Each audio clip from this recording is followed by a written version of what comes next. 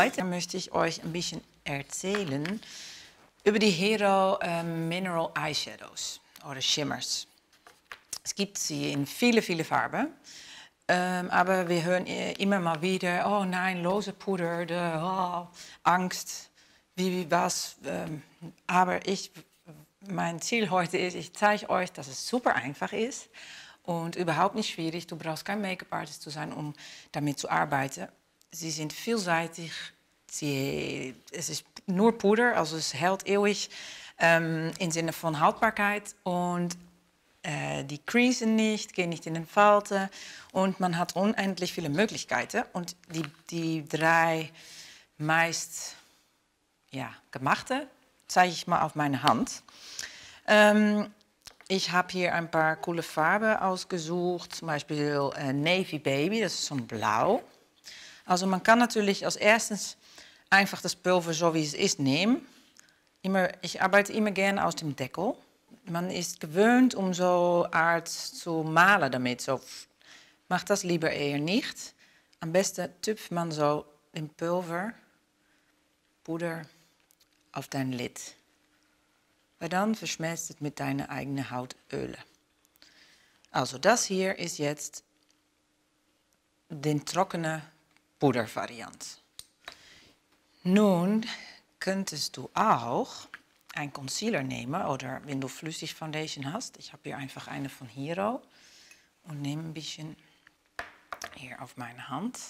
So. Und dann nehme ich wieder Puder. Und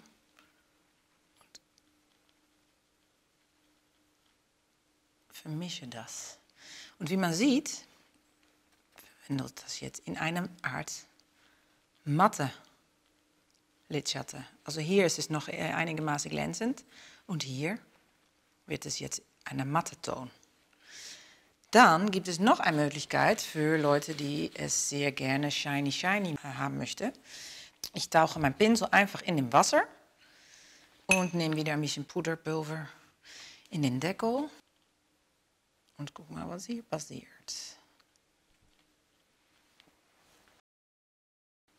Das wird noch viel intensiver. Das Tolle, weil es mit Wasser gemacht wird, keine Fette, keine Öle. Es geht nicht in die Falte, es setzt nicht ab, es hält. Ich war früher DJ und ich habe es stundenlang auf meine Augenlider getragen in heißen Clubs und es war nach 12 Stunden immer noch dabei, sogar manchmal auch noch länger. Also Partyproof mit Wasser, mega intensiv, more metallic. Das ist nur Pulver, so trocken. Und das ist vermischt mit einem Concealer. Dann wird es eine mattere Variante. Am meisten würde man sowas verwenden auf deine Augenlider, aber man könnte auch auf Nagellack, mit Nagellack vermischen. Also ein bisschen mit Haargel in so Strähnchen damit drehen. Auch ganz toll.